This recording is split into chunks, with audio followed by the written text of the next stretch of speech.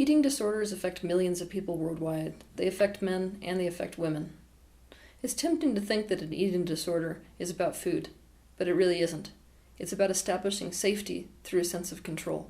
Food is just a tool with which to do that. Bulimia is an eating disorder that, like most eating disorders, is less about food and is more about a way that we're trying to cope with emotional pain.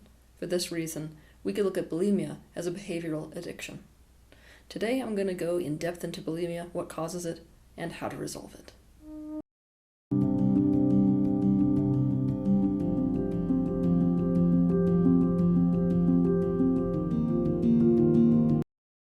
People with bulimia binge eat. What that means is they eat in a minimal amount of time, much more than a person would normally eat in that same amount of time and in that same quantity.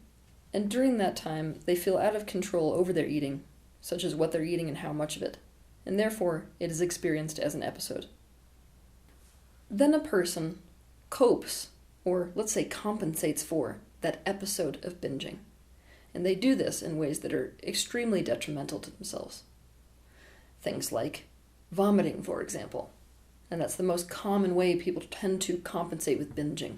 That's why you so often hear people refer to the binging and then purging cycle of bulimia.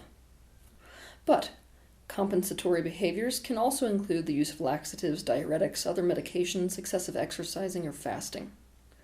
Like those who suffer from anorexia, people who suffer from bulimia tend to obsessively evaluate themselves based on their body shape and body weight and tend to suffer from an inaccurate perception of their own weight, which is otherwise known as body dysmorphia. These compensating reactions that people have to the binging cycle of bulimia are really important to look at because they're just that, they're a compensation. Each one is designed to establish something that the binging didn't do for them. Binging makes people feel out of control. So all of these compensating behaviors are designed for one reason, to get back into control. Forcing themselves to vomit is a way to control themselves. So is developing food rituals, such as eating only specific foods or foods from a specific food group, or excessive chewing. So is skipping meals. So is hoarding food. So is specifically not eating when other people are eating. When people experience an ailment, most people want a purely physiological explanation. And if they don't want that, most people want an esoteric explanation that takes past lives or karma into consideration. But all of this is done to avoid the actual culprit, which is a mental and emotional one. If you want to find the actual root cause of your ailments, and it is especially true with bulimia, you've got to look at what you're not wanting to look at. That is the emotional and mental conditions set up for you by your childhood.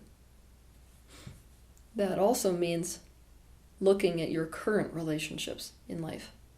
For many people, the relationship they have with their family of origin is a relationship they protect as if it is sacred. They will not entertain the idea that there was dysfunction in those relationships.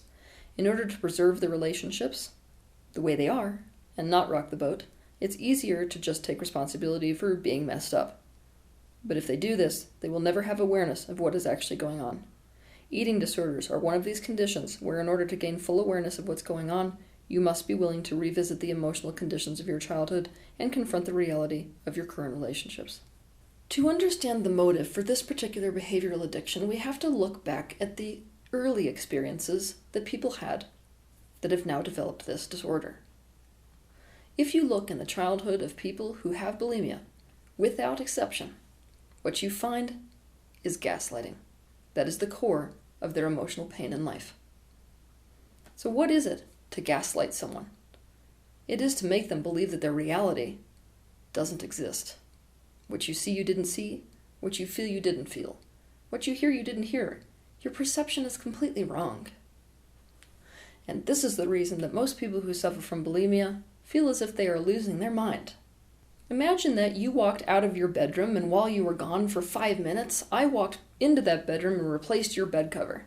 And you walked back into the bedroom and confronted me. Why did you do that? And I look at you and say, I don't know what you're talking about. This was the bed cover that was there the whole time. That emotional feeling that you would have at that minute is the emotional experience in childhood of a person who has manifested bulimia. Except here's the thing. That feeling state occurred so often, the only way to deal with it was to suppress, reject, deny, and disown that feeling and all of the reality that goes along with it, and to start to gaslight themselves. This means they bought into whatever the family story of reality was and totally tried to bury the part of them that was screaming, "This isn't right." For example, the reason that bulimia is so common in conjunction with childhood sex abuse, aside from the control aspect, which I'll be going into later, is because of this type of gaslight that's so present in situations especially of incest. When a small child is being abused by her father sexually, inside she knows it's scary. She knows something isn't right. But the story that daddy's telling her, for example, is, me and you, we just have a very special relationship, and this is our very special time together. These two realities do not match up. It is a gaslight. But the little girl will tend to suppress that core reality of hers and align with her father's reality of the situation. In this way, by defending his estimation of their relationship and saying, "My dad and I have a special relationship, and we have special time together," she begins to gaslight herself from the inside. But as you can guess, a person cannot do this to themselves and stay healthy. This is a form of suppression so intense that it's impossible for that not to bubble up through the floorboards, and it bubbles up through all kinds of behavioral issues. Anytime you suppress something that intense, when you suppress that much negative emotion, it acts like a poison inside that begins to make you feel as if you're completely toxic internally. One of the very best examples I've seen of this dynamic and how it plays into bulimia that you can see for yourself is a character named Daisy, played by the actress Brittany Murphy in the film Girl Interrupted. There does not always have to be sex abuse going on for there to be bulimia, but there always has to be gaslighting going on to manifest bulimia. Now, it's important to understand that most families don't intentionally gaslight their children. Most of the time this is done in an unintentional way because we're so good at gaslighting ourselves, we're great at gaslighting other people. But here's the thing, you guys. It doesn't really matter whether somebody does something intentionally or unintentionally. It's still happening, and therefore it's still doing damage. It's not like if somebody runs over your car with a truck and your leg breaks, you can say, well, it's not really broken because they didn't mean to do it. No, it's still broken. For example, if a child has a dad that is alcoholic and passed out, but mom says dad is just tired, he had a long day at work, that is gaslighting. If the conflict in a household happens behind closed doors and the child is required to join the rest of the family in giving the impression to the outside world that the family is perfect and that there is no conflict going on at all, this is gaslighting. If the affection or love that is being shown in a family is not sincere and is done for the show, that is a gaslight. If gifts or other form of love are given as a form of leverage, so the child will owe the parents something or feel indebted to them in some way, but the parent says they do it out of love and shames the child for thinking otherwise, this is a gaslight. In this type of setting, love feels disgusting and toxic. To make matters worse, you can only really control things from inside reality. You have to be in the reality that your boat's about to go over a cliff in order to do anything to alter that reality. But here you are in a setting where you're constantly being told that your reality doesn't exist. So you can't do anything about it, can you? You end up in a situation where the circumstances of your life seem pretty crappy, but because that's not reality, you have nothing to do about it. You end up completely and totally out of control. And this lack of control goes even deeper. A boundary is a sense of who we are as a person. People like to complicate boundaries, but really boundaries are nothing more than definition. It's what defines me uniquely from the rest of the world. It's what are my feelings, my thoughts, my preferences, my likes, my dislikes, my desires, my needs, my perception. What's mine? That's all a boundary is. So a boundary really doesn't have anything to do with other people, does it? Until the point at which there's a conflict between what uniquely defines me and what uniquely defines you, such as my desire conflicts with your desire, or my sense of reality conflicts with your sense of reality. Boundaries are always important for us, but there are specific times in our life where the development of boundaries is critical.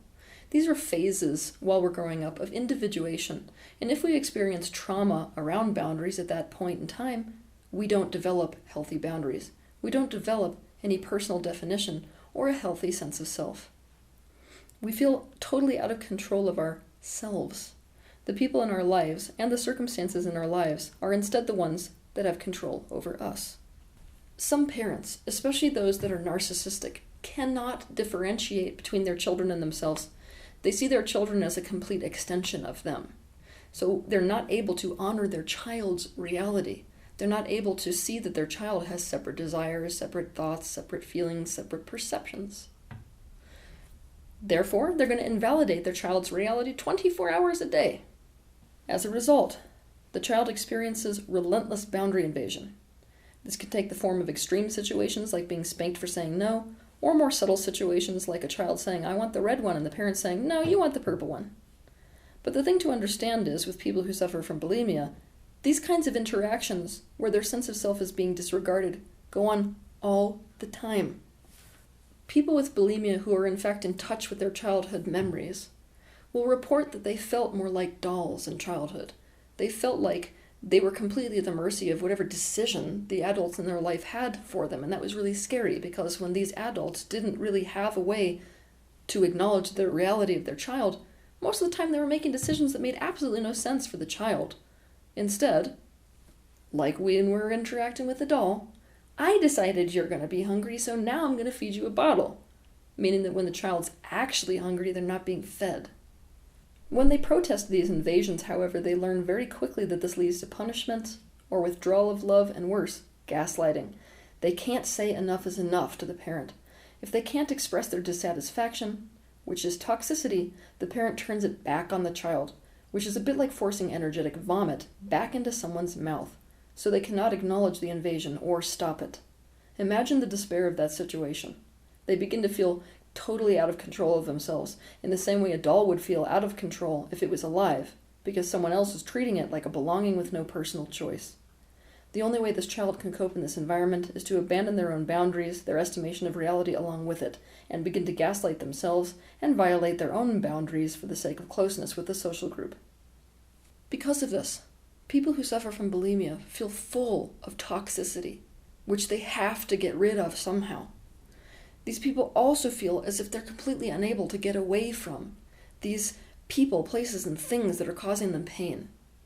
Now, this leads to a feeling internally of, I can't take it anymore.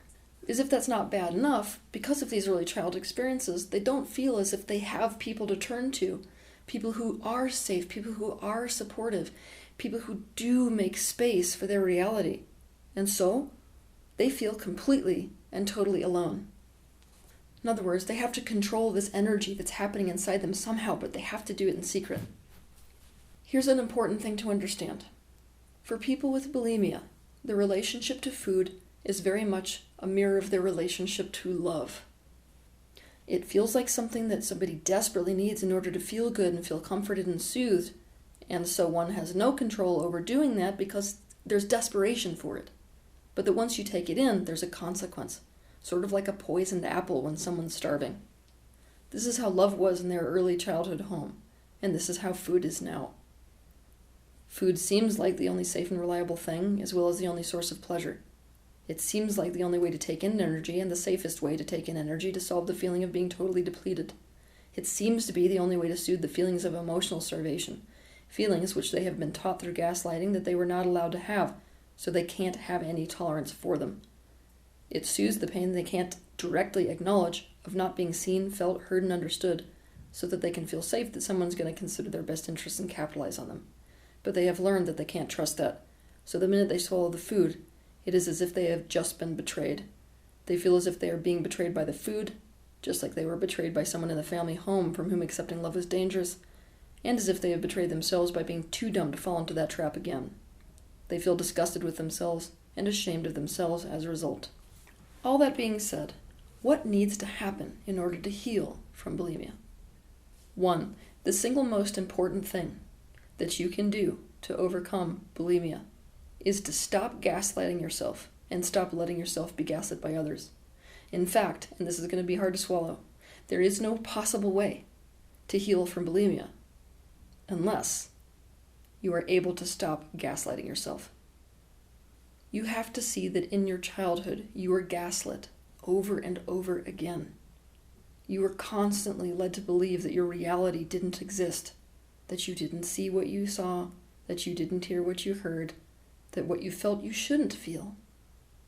You are probably still defending that reality that your family got you to accept as real. The reason that bulimia is so difficult to shift out of is because you have to be willing to go through a reality collapse in order to restore yourself to your actual core reality, the one you suppressed, rejected, denied, and disowned so long ago. You've got to stop defending the reality you were given.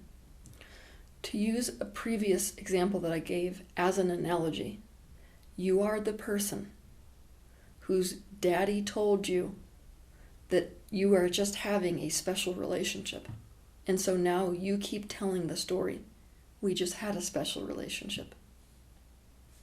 You need to see your feelings, your thoughts, your perceptions, your reality as very important to acknowledge. Because this is the thing.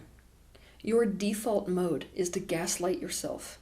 You're doing this to yourself all the time. And now's the time to catch yourself in the act. You binge because you have very real emotional needs that aren't getting met, and as a result of those emotional needs not being met, and you violating your boundaries all the time, you're constantly feeling negative emotion. So here's the thing. Your need to be seen, felt, heard, understood. What's happening with those? Absolutely nothing. You're hanging out with people and giving them the impression that you feel close to them, when that's not the truth, is it? The truth is, in many moments, you don't feel that way at all. But that's a truth you keep to yourself. You're in fact gaslighting the world and gaslighting yourself by creating this division between the reality of what's going on with you and your loneliness and what you're portraying. You are starving emotionally. That's the reality. Relationships were not safe for you, and so you're living a separate existence from people. And the approval that you are starving for, that's not something you can manipulate people to get. And this is what you're trying to do. If you are going to be honest with yourself, the reason that you're trying to control your body shape and weight and the way you look is because you're trying to manipulate people to give you approval. But here's the thing. They're not really giving you approval if you have to manipulate people to get it. Step out of this space of separation, shame, and fear into actual connection. You have to change your relationship to love in order to change your relationship to food. This is a process that is too long to detail in a short video. To learn how to do this, pick up a copy of my book, The Anatomy of Loneliness, How to Find Your Way Back to Connection. 3. You binge in response to negative emotions. Like we've been talking about, the core of bulimia is perpetual gaslighting. Think about what happened when you had a negative emotion as a child. Done yet? Was it validated? Was it treated as if it was real? Hell no. What you learned is that negative emotions won't be tolerated. What's worse than that, you may have learned negative emotion doesn't exist. This means that every time you feel a negative emotion, you're going to respond to it the way you've been conditioned to respond to it. You're going to deny, reject, and disown it. You're going to try to deny it away and shut it up with food because remember, you believe it shouldn't exist. In order to reverse this, you've got to do the exact opposite of what you have been conditioned to do. When you feel an emotion, you have to go towards it instead of away from it. Now here's the thing, if we try to go away from an emotion, we're not understanding how emotions work. If we try to run away from or avoid something, this is actually a form of resistance. You live in a universe where everything you resist persists. That means you're going to be turning a flame into a forest fire. Every emotion is valid. Sit with every one of them. Every emotion is like a cover for a personal truth that is trying to bubble up to your conscious mind. If you try to eat away that emotion, you will never receive that personal truth. And that personal truth is the very thing trying to help you to make the right decisions for you in your life. For more information about all of this, watch my video titled The Emotional Wake-Up Call. You need to acknowledge and learn to express the truth underneath these emotions, or else you will continue to feel toxic. The pattern of binging and compensating for it in controlling ways is set in place because you do not listen to these emotions when they are small, and so you ignore your body's cues and don't make small adjustments like getting enough sleep or saying no to things or eating little snacks throughout the day. So you end up in a situation where you need to cope, and cope once a small flame is a forest fire. 4. Develop healthy boundaries. Whether you like it or not, because you are in an individual perspective in this time-space reality, you have your own feelings, you have your own thoughts, you have your own desires, preferences, perception. It's okay to have those. Now you're hearing this from a spiritual teacher, so really hear this. It's as important to develop a strong sense of self as it is to transcend selfhood. It is important that you know that you have the ability to choose what and how much to take in and when to say enough. But in order to make the right decisions for yourself instead of to feel powerless about making those decisions for fear of consequences, you need to develop this sense of self. For information about how to do this, watch my video called How to Develop Healthy Boundaries. 5. Dive deep into these painful emotions that you've been trying to avoid through this cycle of behavioral addiction. Emotions such like loss of control. Emotions like I'm feeling disgusting, internally feeling toxic, feelings like being completely crazy or not fitting in, and dive into these emotions with the completion process. I've developed a process which is specifically designed to resolve these unresolved issues that are creating that emotional component within you that's fueling the addiction in the first place. I've written a book about the process. It's titled The Completion Process. I've also trained people to facilitate the process. You can find them on thecompletionprocess.com. You can also watch my video titled How to Heal the Emotional Body to learn an abridged version of this process. This can also be a powerful tool to use in order to restore yourself to your actual reality and ungaslight yourself relative to the home you grew up in. 6. Because so much of you is denied and so much of you is suppressed, you created fragments in your consciousness. You're split like hell. Now here's the thing. This is the primary way that a physical human being copes. You just had to cope with this in excessive ways, and this is why you feel this constant internal turmoil. In order to resolve these splits and get back in touch with the feelings, thoughts, perceptions, desires, and reality you suppressed, watch my video titled Fragmentation, the Worldwide Disease, and start to acknowledge and work directly with your polarized internal fragments. I detail how to do this in the video. Doing this will restore your capacity to relate to yourself in a way where you will have both empathy and understanding. And it is this empathy and understanding for these parts of yourself that will make it so you are no longer guessing at what you need in order to get to a better place. Instead, you will know. 7. Take in energy from all the senses. When we have bulimia, most often we feel like the only way that we can take in energy is through our mouth. But that's not the only way to take in energy, and it's a very limiting one, and it's a way of taking in energy that you already have associated with a lot of negativity. I'll give you some examples.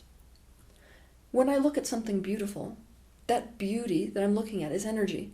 I can imagine sucking that in through my eyes and allowing it to permeate my whole being. Breath is something that is very easily used to take in energy. I can simply imagine that every time I'm breathing in energy, and it's filling in every tiny cell, every bone, every organ, almost like a balloon being filled with air.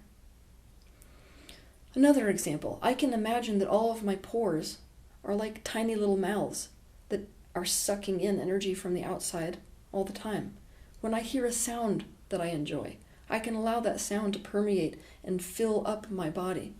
All of these are ways of nourishing ourselves. The good news is, this will make you feel less starved, less depleted, and you don't have to stress out about the calories doing it. 8. Make how you feel the most important part of your life.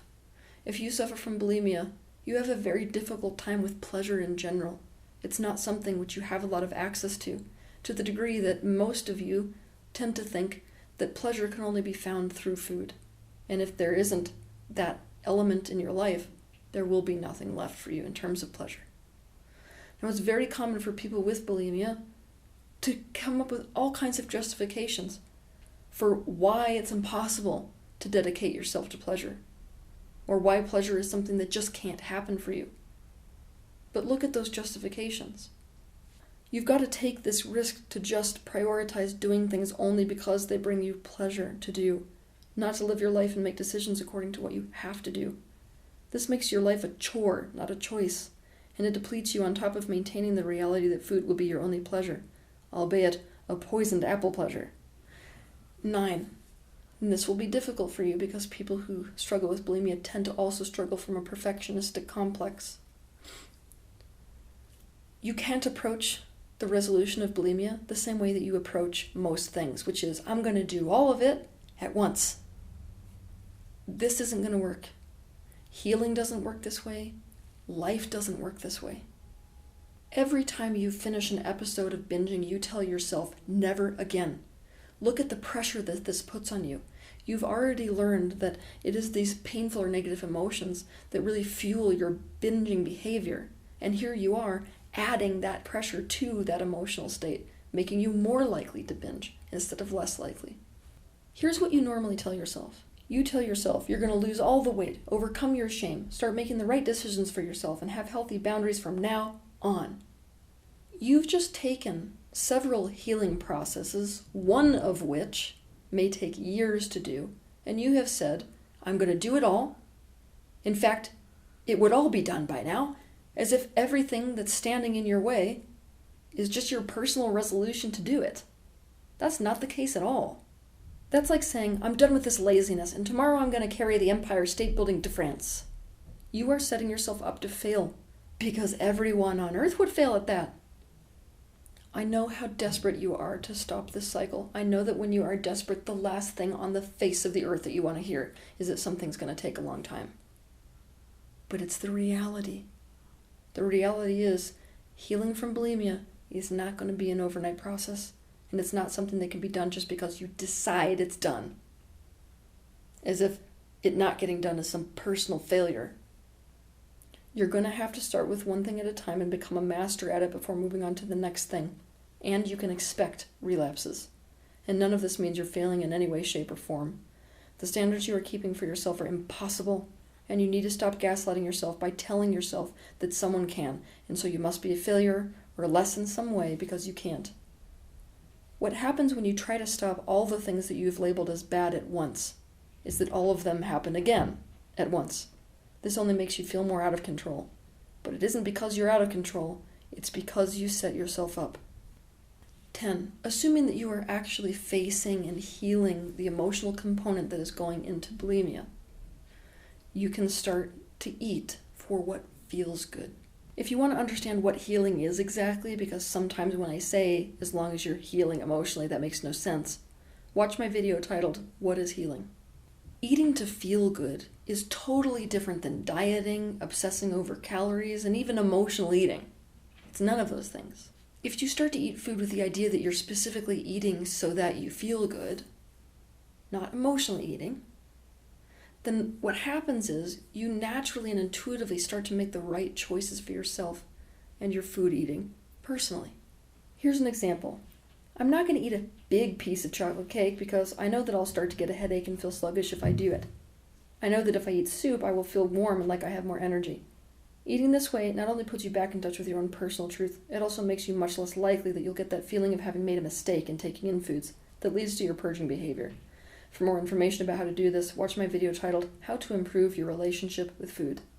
As with most things, I could do one book, if not several books, on how to heal from bulimia. But in this video, I've put forth the most important points. I can promise you, if you go through these points, if you start to actually apply these changes, you will experience healing relative to bulimia. With that being said, it is quite common and definitely possible for people to have bulimia in conjunction with anorexia. For that reason, if you notice some of these symptoms of anorexia within yourself as well, in conjunction with your bulimia, I suggest that you watch my video, How to Overcome the Eating Disorder Anorexia, as well. It will give you a full picture of the awareness you need for your healing. The time has come to reestablish your sense of self. The time has come to realize that you have very valid reasons for feeling the way you feel, that your perceptions are important, that you have needs that must be met, and it's important that you express that reality to other people. It's time to restore your sense of reality and to stop gaslighting yourself and to stop allowing yourself to be gaslit by other people. I can promise that by doing this, you will not only end this conflict that is constantly going on inside you, you will also be making choices that are right for you personally. choices that will lead you straight into a life that is actually fulfilling, a life where I promise you will experience pleasure. Have a good week.